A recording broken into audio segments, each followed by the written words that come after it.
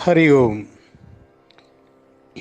जो अपने भीतर उतर जाए वह पिछले जन्मों की स्मृति में प्रवेश कर सकता है।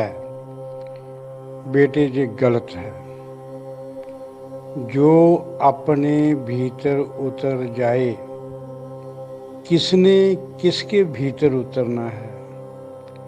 इस शरीर के अंदर एक आत्मा है, एक जीव आत्मा है। जीव आत्मा ने आत्मा में प्रवेश करना है। जीव आत्मा आत्मा में तब तक प्रवेश नहीं कर सकती जब उसकी शून्य अवस्था नहीं होगी, जब तक मन में स्मृतियां होंगी, यादें होंगी,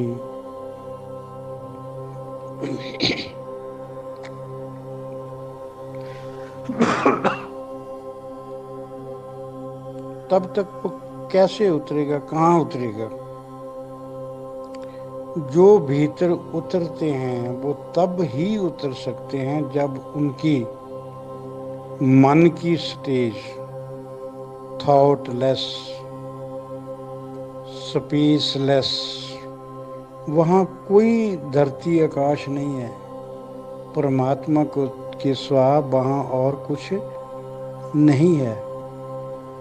मन में कोई विचार नहीं, कोई स्मृति नहीं, कुछ नहीं, शून्य अवस्था मन की।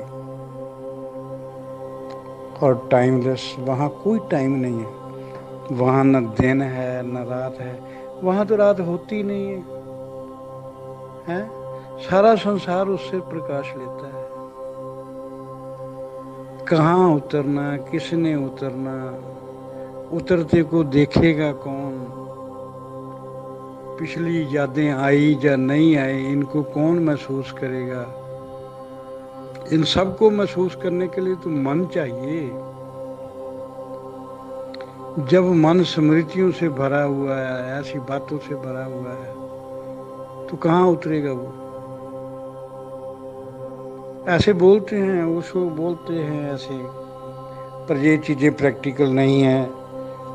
संत वो है जिसके आगे एक लक्ष्य हो कि मेरे साथ जो जुड़े हैं, मैंने उनको यहाँ तक लेकर जाना है।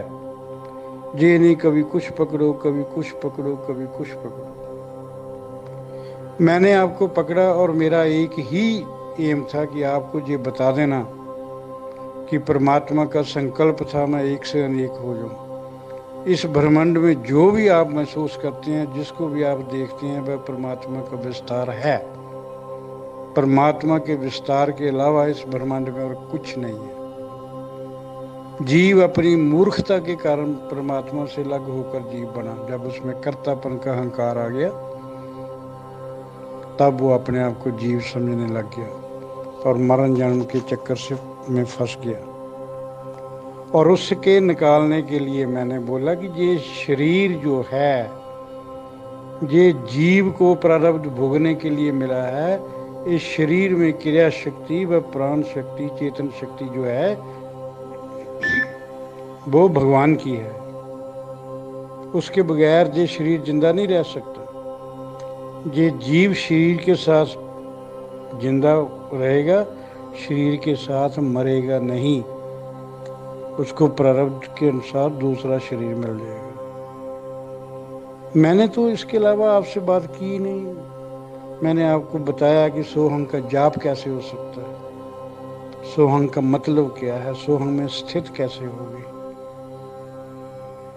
सो ये बातें ठीक है, पर ये इसमें इतना गहराई से नहीं। मैंने तो बोला स्मृति मुक्त होना बहुत जरूरी है। तो हम पिछले जन्मों की स्मृतियों को याद करके क्या करोगे? अगर हमको पिछले 5 7 10 जन्मों का पता चल भी जाएगा तो उससे क्या होगा?